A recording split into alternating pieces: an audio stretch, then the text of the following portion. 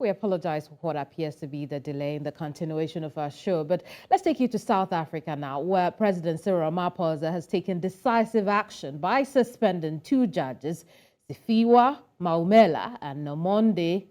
The suspension comes in response to recommendations from the Judicial Service Commission following concerns over the judges' failure to deliver reserved judgments within the specified time frame. The GSC has also proposed the establishment of a Judicial Conduct Tribunal to investigate the matter further. President Ramaphosa's letters of suspension mark a significant development since the recommendations were made 2 months ago. The latest suspension adds to the growing number of judges facing disciplinary measures. Let's learn more about this matter. I am Keminni, Amanor, and you're welcome to The Square. Joining me right now, Patrick Kadima, who is a legal analyst, is joining us from Johannesburg, South Africa. And, you know, the picture you just saw is rather Mpumelelo Zikalala, who is a legal practitioner, joining us from Durban, South Africa. Gentlemen, you're welcome to The Square. Thank you very much for hosting me, and good afternoon to all viewers. Indeed. Mpumelelo, I want to pick your initial thoughts on the suspension of Judges Maumela and Nomonde. I'm fully on the advice of the JSC. Just remember that the Judicial Services Commission is much more vested with the information. That's where all the judge presidents will come and receive complaints when it comes to certain judges, and also the performance, or to monitor the performance of the judges as they are prescribed by the Constitution. Now, a judge is an effective judge if they can be able to listen to cases and deliver judgment within the reasonable amount of time. If you are going to have judges who are not delivering those judgments within a specified amount of time, they are slowing down the administration of justice. They are grinding down the wheels of justice to such an extent that it can't be acceptable. So I think it is a good step in which the president would then say, because I'm not in a position without the full facts to determine what's happening, let me suspend these judges so that they can focus on finishing their outstanding judgments while the JSC conducts this tribunal and is able to assess whether are they still fit and proper to be judges or not. I see. I want us to talk about the significance of this action, particularly in relation to their jobs. What does the suspension mean for the cases they are handling? It simply means that you're not going to be allocated any new cases. Let's remember, on those cases in which have been heard before, however, in which judgments are outstanding, they will then say, we're giving you time to go and finalize them. The predicament in that one would be, if you are changed at such a late stage, it means that a new judge will have to come in and evidence will have to be led again. Now, that's highly prejudicial to the parties in these type of matters, and that's definitely not something which we don't want. Unless if you have a matter in which there are few witnesses that have come in, the bringing in of the starting of the case de novo, starting from scratch, is not going to cause much prejudice, or you're preventing a much bigger prejudice which may occur at a later stage. For example, in the Senzo Meyiwa case, then it's only in those instances in which a decision can be taken to say, let's remove you from this matter, let's start this trial de novo, because I think if we have a new judicial officer who is there, presiding officer who is there, they might come to a conclusion in the matter within a reasonable amount of time than it would have taken. And if you take a trial like that of Senzo Meyiwa, it's very significant. There's a lot of media attention into it, and you definitely don't want anything which is going to be perceived as if justice is not operating in the manner that it ought to operate. So it may be that they'll come to a conclusion of saying that, let's remove this judge from this matter and let's get a new judge who's going to sit and listen to the evidence and be able to adjudicate the matter. Very well, Mpumelelo, I'll come back to you in a bit. Patrick has now joined, our Zoom connection. Patrick Kadima is a legal analyst. He's joining us from Johannesburg, South Africa. Patrick, you're welcome to the program. Patrick, I do want to ask you what your reactions are to the suspension of these judges. Thank you, and good afternoon to your viewers. So my essential reaction is that, this does not come as a surprise. We know that there is a phrase that says justice delayed is justice denied. And at the core of all this issue is that, when judges are appointed, they are expected to deliver judgments on time, despite the growing number of cases that continue to flood the courts. And there's also, it's also important for judges to deliver this judgment on time, because litigants would want to know what is happening with their matter. So this does not come as a surprise. I mean, it also sends a warning, if I may put it like that, to other judges that incompetence will not be allowed to a certain extent, and that they need to fulfill their roles as mandated by the Constitution. I see. I come back to you, Mpumelelo. I do want us to talk about the cases that were in the hands of these judges. One that has really made the headlines is the high-profile murder trial, the Senzo Meyiwa murder trial. For a lot of South Africans, how do you want them to process the fact that Judge Maumela, is on suspension, and how it could impact the case? We looked at it as if on the side of saying he is still a capable judge in terms of deciding who's correct and who's wrong. He's still a judge who's be able to determine whether a person is guilty or not. However, it is simply not prudent for me, and that's my personal opinion. It is not prudent for him to be part and parcel of that particular trial. For example, let's look at how long it has endured up from the start up until now. It's been months, and you're only dealing with four witnesses that have been able to go into the witness box and they've finished their evidence. Now, for me, that trial is going at a very slow pace, and it's not something in which a trial of this magnitude and this attention should be going. I think if it is recommended that, no, judge, let's get another individual to come in, let's get another presiding officer to come in, maybe with assessors, to be able to hear this matter so that we're able to bring it to finality as soon as possible. We are dealing with a matter, by the way, of certain facts on an incident that happened a decade ago, a long time ago. So the sooner we get to finality, the better. And if there are going to be delays at the hands of the judiciary, that's certainly something which we don't want, because it decreases the confidence in which members of the public have on the judiciary and its ability to deliver justice. Indeed. Patrick, like you said, this does not come to you as a surprise, only because we've had it to happen.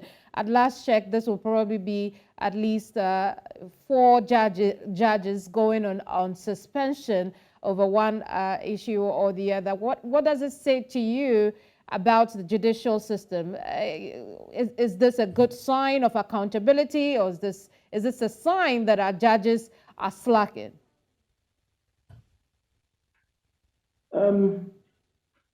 Personally, I don't think that it's a sign that that our judges are slacking and so on and so forth. It's probably a sign of accountability that is happening now, and holding judges accountable to their work. So I believe that it is not a sign that the judiciary or the judicial system that we have is showing signs of weaknesses and lack of independence, but it's just a sign that judges can be held accountable in terms of their work. I mean, the issues of delays in judgments have been uttered in many court cases. For example, the Constitutional Court a few years back had outlined in one of the court cases that it is important that judgments are delivered on time. Although currently there is no specific definition of what time is, if it's 1 month, if it's 2 months, but it's a value judgment that the court has to undertake to know that this is a reasonable period that a judgment has to be delivered upon. But if you are sitting on a lot of reserved judgments, then it impacts a lot of things. It impacts if litigants want to appeal to a superior court. It impacts that time frame and so on and so forth. I see, but I do want to say, Patrick, that the judges have 3 months to deliver those reserved judgments, and in this case, judges Mpumelelo and Nomonde have been accused of going beyond that within the period of 6 to 26 months. So what I want us to discuss now is whether or not there could be germane reasons for which a judge may delay judgment. Mpumelelo, what do you say to that? Other than the complexity of the matter, and then basically means that the more time you have, the better, which is why they give you a space of between 3 months and 6 months, which then says within those months, you would then be able to say, okay, let me go and research this particular matter. I noticed something or a legal matter or the branch or section of law that has never been dealt with before. So I'm going to go and get extensive research, even if when it comes to international law. On that basis, it could be acceptable. But to have judgments which are going to be delayed by over 12 months is simply unacceptable. We must look at it from the side of the participants or the side of the parties in which they're waiting for this particular relief to be executed. There are issues where there are monies that need to be paid. There are issues of legal fees where they need to be paid. And the longer you delay the effectiveness or those judgments being issued, the more it is going to take time in order for you to be able to realize whatever that is happening, and for them to be able to say, yes, I went to court and was able to be given justice. So it's important that these matters must be dealt with as soon as possible.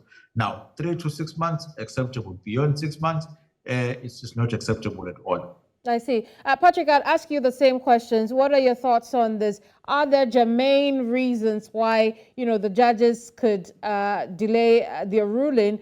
Or is it the case that history has taught South Africans that sometimes there could be misconduct when a judge delays their ruling? Unnecessarily, for that matter. I do share the same sentiment as what my learned friend has said, Mpumelelo, that it depends as well on the complexity of the case and so on and so forth. So essentially, judgment should be delivered on time, on a reasonable time frame, and that anything apart from that, if complexities do not arise, and judges just sit on those cases, then it brings about a loss of confidence in the judiciary from the public, So I do really share the same sentiments with Mpumelelo.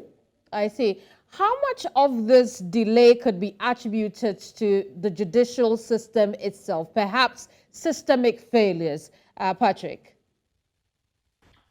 So it's quite complicated, but we have also seen a rise, and just speaking generally, we have seen a rise in lawfare where certain matters that are not supposed to be adjudicated in court have been brought in front of courts. Those matters clog the courts. Those matters delay the court in delivering a judgment on time. Because if a case could be dealt with in another forum, such as Parliament, or such as the National Council of Provinces, or out of court, then why bring it to court? So there's an increase in those type of cases that are coming to court, and therefore those matters do affect how the justice system delivers judgments. I see. So Mpumelelo, chime in for me. How does the judicial system also contribute to some of these delays, if any at all? Firstly, if you're going to look at the lack of the use of technology when it comes to these matters being heard. Now, there are some provinces in South Africa in which we do things that were done in the manner in which they were done in the 1960s. So the embracing of technology is something in which has not been done in some other courts. Secondly, the lack of support, for example, when it comes to researchers which are going to be attached permanently to judges so that you are able to receive cases, be able to research, come back and report back to that particular judge so that when they take decisions, they've gone through all the other cases that are there. So you still do things manually. You still do things on your own without any support. You simply have your secretary that is there. And that can be able to cause delays when you've been handling and dealing with numerous volumes of information that has been submitted to you. We must think of it this way. If you are going to spend 3 to 6 months or even a year dealing with a matter in which information is being submitted to you as a presiding officer on volumes, you must find a systematic way of able to digest and rule on those particular matters. If you do not have the adequate support which is required, then you're going to have problems as we are finding now. let alone the infrastructure problems that you may find, for example, lack of computers if they are not there, lack of access to internet and all other human resources which are required.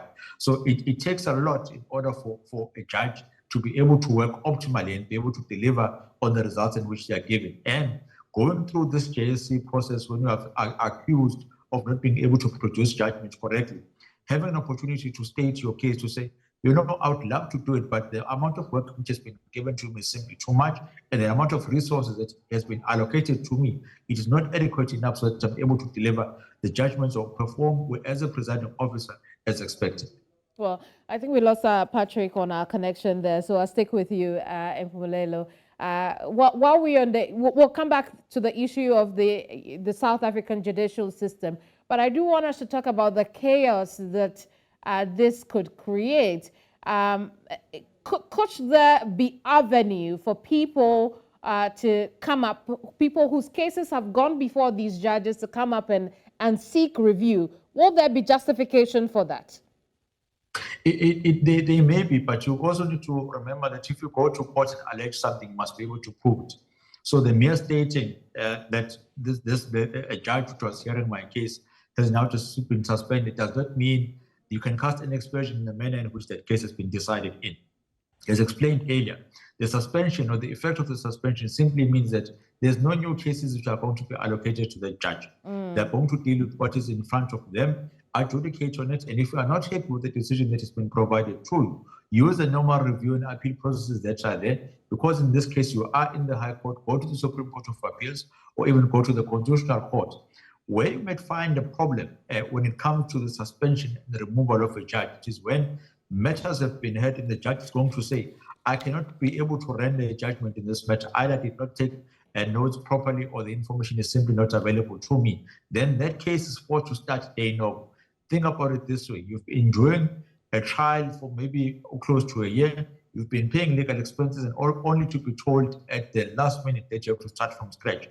That's the type of prejudice which can be suffered by the individuals in which, or the participant or the litigants in this matter. But in all other matters, there are ways of trying to mitigate these factors and making sure that whatever results that would have been adverse to the litigant can be limited or eliminated completely. I'm wondering what some of those solutions could be, because again, I see the cycle. Okay, two judges are out of the way. They cannot take on new cases. Cases will keep coming to the judges or to the judicial system to attend to, and then it falls back on the already short numbers. And you know, we might have the delays again. We'll have more judges suspended. What is the solution to what is appearing to be a cycle? You then come back and say within a particular court, there's a judge president who is presiding over the judges that are there. Then a meeting needs to be called and you say, okay, let's measure our performance as to how we are being able to effectively deliver on the duties that have been attached to us. Let us use the current instruments that are there so that we're able to expedite cases. One of those is your pre-trial conferences, which are extensive. Now, within the pre-trial conference, we're able to say to the parties, let's narrow down the issues of disputes and make sure that in instances where we have we see eye to eye, let's focus on those. But in instances where we don't see eye to eye, even the number of witnesses, instead of bringing 5, bring only 2, which are going to go into the core of the business of what we are looking for. Another process, another solution that could be there is to say, let's increase the number of court hours which is attached to us. Now, there's no need for a court to start at 9:30 or at 10, when it can even start at 8:30 or at 8, and then be able to end at 4 p.m. Thus, getting maybe an hour and a half extra or an extra 2 hours at the end of the day, where information can then be sourced and proper court hours can then be utilized. And then you extend and say, after we've received the information, let's make sure that it is able for us to be stored. The use of your technology, your 4IR, in which you're going to say, let's submit things electronically so that you're able to maneuver and be able to hear matters anywhere. When it comes to closing arguments where no witnesses are going to the witness box, the use of communication platforms like the ones that we're using now could also be employed. The use of researchers can also be employed. So there are ways and means in which when they sit together and they say, let's make sure that we're able to deal with this backlog, and that particular process can be utilized. Another one is the use of acting judges. you have a number of people who are qualified to be acting judges that can be roped in to say, help us decrease this backlog, because what we want at the end of the day is a court order role or backlog that has been eliminated. Indeed, Patrick is back on our connection. Patrick, we've established that the cases that these two judges are handling will still be within their jurisdiction. What I want to know is, what has history taught South Africa as far as the cases that suspended judges continue to handle? What does it say about whether or not we get judgments early, whether or not those cases are properly handled? Because at that point, the judge is in suspension. Patrick. Sorry, may you please come back again? Well, I'm asking, what have we learned from history about how cases are handled while judges are in suspension? All right. So essentially, I think the suspension that has been invoked on the judges currently will give them time to deal with the outstanding matters that they have, to ensure that there's continuity in the delivery of justice. So while that suspension continues to be in place, there will be. Well, I think we lost Patrick again. Mpumelelo, I don't know if you could take that question for me. I mean, we've established that they'll continue to handle cases in their jurisdiction. No new cases will be given to them. But, what have we seen from experience as to how the cases are handled? Do we now get judgments early and in time? Does it work? It does work, because it basically means that the person is not getting new work. They're simply told, get rid of the backlog in which you are now facing. And even when it comes to the suspension or the charges which are going to come through you, you can be able to deal with both. And what it does do, though, is that it casts aspersions, as stated earlier, into the integrity of the judgments which are going to be delivered. So the first thing in which a litigant, especially the losing one, would think, they will then say, when I was given a losing judgment, I was told that I was not correct by a judge who's in suspension. I'm going to look at even the manner in which they've judged this matter, and certainly that particular point is going to form part and parcel of my review or an appeal application. But it does assist in the manner in which you try and say, I want to save as much as possible in terms of the cases that have been dealt with, so that we don't have to start there now. In instances where we can, let's do it as quickly as possible, so that we're able to save the system and the integrity of the judiciary while it's still early to do so. I mean, so for a case like Senzo Meyiwa's murder trial, would it be your opinion that perhaps the trial judge should be changed at this point? Would it make judicial sense? Definitely. Let's look at it in this particular sense. There are plus minus 4 to 5 witnesses that have gone into the witness box, and the state is telling you that there are more witnesses which are yet to come. Now, it's much better to start de novo at this stage than to start de novo at a stage in which you've already had 10 witnesses which have to start from scratch. Remember, you are dealing with a case here of an incident that happened more than 10 years ago. Secondly, there are ways and means of trying to curtail all the delays that could take place. One of them is to say to the parties, let's sit down and hold what we call a pre-trial conference, in which we are going to agree as to what admissions are going to form part and parcel of the trial. Now, the Criminal Procedure Act under Section 220 is very clear in terms of saying those admissions which are agreed to by the parties do not have to be proved. So there's no witness who's going to come in, for example, and say, yes, there is a deceased that is there. Yes, there was a break-in on the day. The only arguments which are going to be centered, or the only things which are going to be entertained by the court, is instances in which there's strong disagreements or a dispute of fact. And that's the only one which is going to be handled. And then as a presiding officer, you're going to be very strict in the manner and the type of questions which are being asked. Questions which are may amount to certain delaying tactics are going to be outruled. And you are going to then say, I need extra time from you as the litigant, so that you are able to curtail this matter as soon as possible. So if you go within that particular prospect and you allocate it maybe for the whole session, which is plus minus 2.5 months, you will be able to gain much more greater ground. Then to have an instance where after hearing 10 witnesses a month or a year down the line, you are then told that the judge cannot continue anymore, either due to sickness or due to them being permanently disbarred or being removed or being allocated the status of being a judge, then your problems are much, much bigger. So curtail those now by removing them and allowing a new presiding officer to take over. I mean, and these excuses that you have given have happened in the case of, the Senzo Meyiwa trial, for which reason, the court was supposed to sit again on the 17th of July. We look forward to that, but would it be too soon for prosecution to then approach the court again and ask for Judge Maumela to recuse himself from the case based on, his suspension? No. It wouldn't. They are free. They are at liberty to do so, as long as they can come up with substantial reasons of why the judge should be removed. Indeed. And in fact, right, go ahead. Finish that point. And in fact, if they go together with the defense, it makes their cases much more stronger in terms of saying to the judge president, please allocate someone new to us who will be able to hear us efficiently. Look at the time that has been spent up until now. The ground which has been covered is very little. And look at the date in which the incident took place. What are you worried about?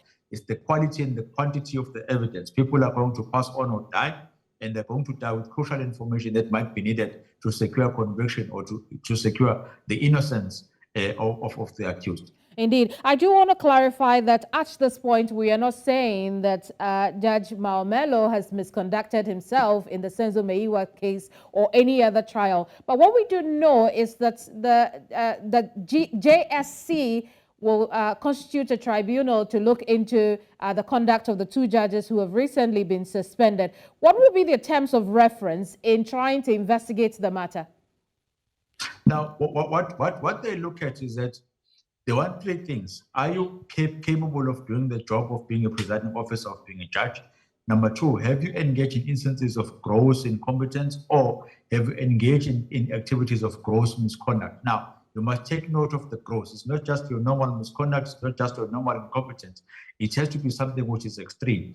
That's the type of investigations in which they are doing. And part and parcel of it would be to say, on the capacity side, the only way of measuring whether you're able to do a job as a judge is if you're able to go to court, listen to the parties, and then decide and deliver those judgments. If you don't do that, it means that you're a tool that can't be utilized within the judiciary. Hence, you must be removed or must be changed, or we must find ways of making sure that you're able to boost your performance so you're able to create the optimal pattern which you're supposed to be. So, as I stated earlier, it has nothing to do about their ability to adjudicate correctly. Simply means you are not working efficiently.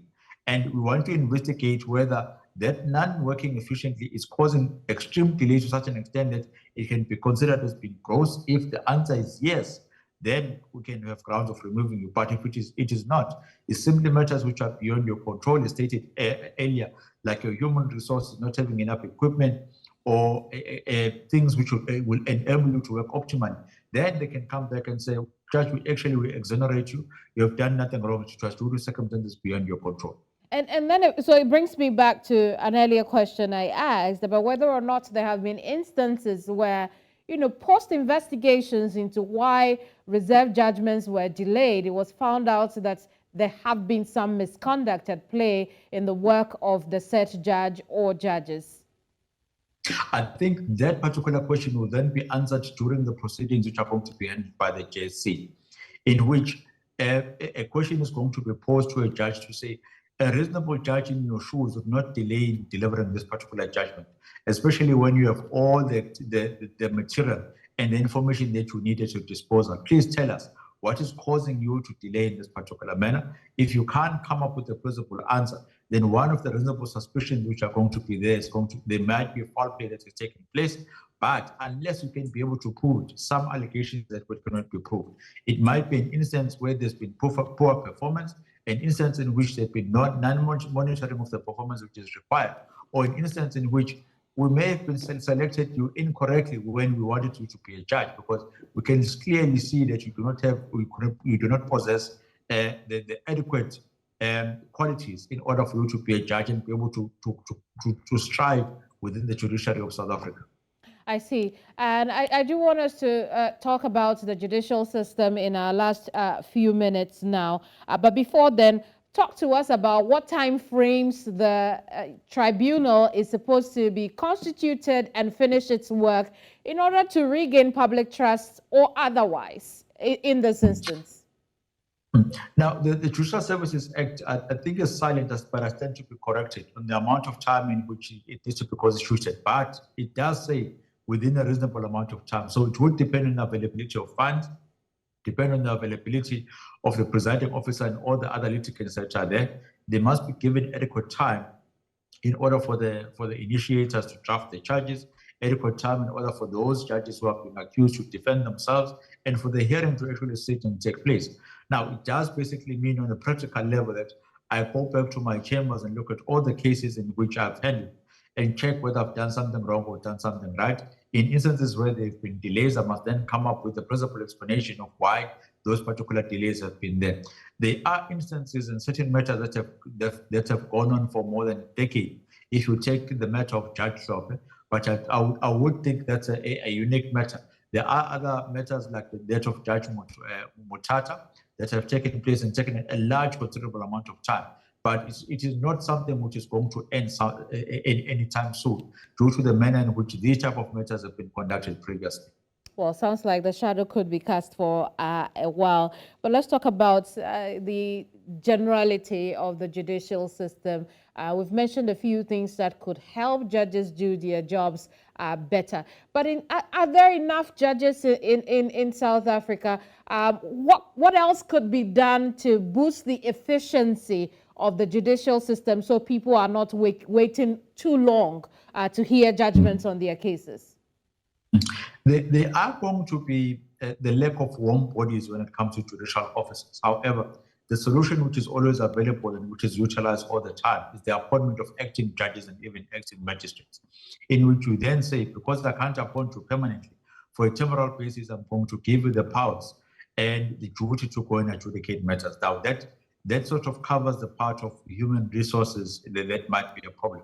Where the problem might come in is the financial side of it, in terms of saying, are you even able to pay those acting judges to be able to perform their duties? There's never been a problem in that manner, or that has been sort of stated by the Department of Justice and Judicial Development. Where it might matter the most is it's on the operational expenses part of things, the relevant equipment, the access to researchers, the access to other activities, and even access to courts and the use of technology. If technology can be introduced into the manner in which our courts are functioning, I think our courts would function at a much better pace and much greater credibility, because you would have added things which are able, or that are there, that are assisting you to be able to render those judgments as soon as possible. But we cannot say all these things without touching on the litigants themselves, in terms of saying, try avoid going to court in matters that are trivial, in matters that can be solved purely by mediation, in matters that do not need to be resolved at the doorstep of our courts. Because what you then do, you clog up the system by matters that can be resolved much easier if you wait up until the last minute, and only on the day of the court proceedings you then decide that the matter can be mediated or can be settled. I think hefty penalties ought to be given to those legal practitioners which are going to abuse the system. But definitely, there are ways and means of trying to curtail this, and one of those is to make sure that the judge presidents of the certain high court divisions are monitoring this particular system and making sure that every judge who has been appointed, who is given a particular case, is given a specified amount of time in order to finish it. And if you don't, then you must be asked to provide reasons for the delays. Well, it sounds like everybody has a role to play in keeping the health of the judicial system in check. Thank you so much, Mpumelelo, for your insights on the subject matter. Thank you very much for hosting me. And thank you to Patrick Kadima, too, who we lost earlier on the connection. But it's been a great conversation. If you didn't know, now you have an insight into the judicial system of South Africa. And if you're in South Africa, you know that, well, the suspension of the judges really does not leave so much to be concerned about because work will still go on. I apologize profusely. We are unable to bring you that conversation on the politics going on in Botswana between the incumbent President Masisi, and his former president, President Ian Khama. It's a conversation you should expect here on News Central TV. In the meantime, that'll be all from us here on Village Square Africa this week. We're back here on Monday, same time on News Central TV. I am Keminni. Amanor. Stay safe.